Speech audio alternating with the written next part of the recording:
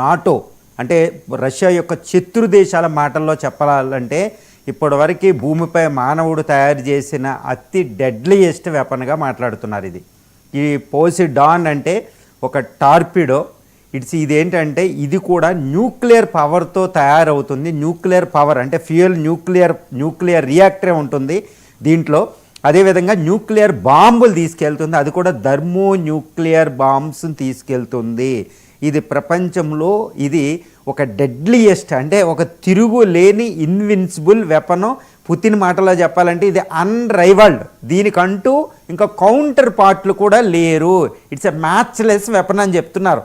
Poseidon అంటే first ఈ weapon యొక్క విశిష్టత చెప్పాలంటే అసలు మిలిటరీ ఎక్స్పర్ట్స్కే కళ్ళు తేలేసే పరిస్థితి అనమాట. మిలిటరీ ఎక్స్పర్ట్స్ దోజు అంటే defence analyst, military weapons experts అనేవాళ్ళే అసలు మాటలు తట్టుకోలేకుండా ఉన్నారన్నమాట. ఎందుకంటే ఇంతటి వెపన్లు అసలు రష్యా ఎలా తయారు చేసింది గత 1 వీక్లో చూస్తే ఆయన న్యూక్లియర్ డ్రిల్ ఒకటి, ఆ తర్వాత బొరివేష్నిక్ మిసైల్ ఒకటి, RS-24 యార్స్ మిసైల్ ఒకటి ఆయన ప్రయోగించి చూపించారు ప్రపంచానికి, నాది ఇలా ఉంటుంది రష్యా అని. ఇప్పుడు అందులో ఒక కోవకు వచ్చింది. అంటే లాస్ట్ 2018 నుంచి పుతిన్ ఒక భయంకరమైన 6 రకాల 6 వెపన్స్ని డిక్లేర్ చేశాడు ప్రపంచానికి. అందులో అతి భారీ వెపన్ ఇది.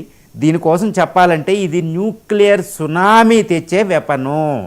అదండి, మనం సునామీలు తెలుసు ప్రపంచంలోనే 1837లో ప్రపంచ